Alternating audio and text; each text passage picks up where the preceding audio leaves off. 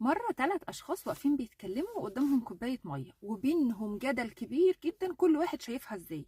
فالمتفائل قالك الكوباية دي نصها مليان، والمتشائم قال لهم لا لا معلش الكوباية دي نصها فاضي. فجه الواقعي قال لهم الكوباية نصها مليان ونصها فاضي. وفجأة سمعوا صوت بيقول: جماعة، وانتوا بتتخانقوا وانتوا شايفين الكوباية ازاي؟ أنا شربتها.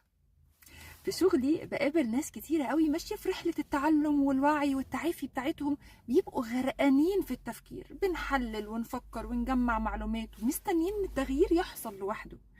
الحقيقة ان التحرك هو اللي بيخلينا نكتسب المرونة النفسية ونعمل تغيير حقيقي في نفسنا، مرونة في شغلنا وفي علاقاتنا في تربية ولادنا وحتى في قدرتنا على الاستمتاع بالحياة. ما تفكريش كتير ازاي الطريق هيتفتح. دماغي لسه ما شافتش ان الموضوع سهل. ما تستنيش كل ده عشان تتحركي، حركتك هي اللي هتفتح الطريق، هي اللي هتغير مزاجك ومشاعرك، وهي اللي هتكسبك المرونة اللي هتخلي شكل حياتك مختلف تماما. فكري دلوقتي كده، ايا كان انت شغالة على ايه الخطوة الصغيرة اللي ممكن تتحركيها. مش مهم تكون كبيرة ومش مهم تكون صح 100%، المهم تبدأي.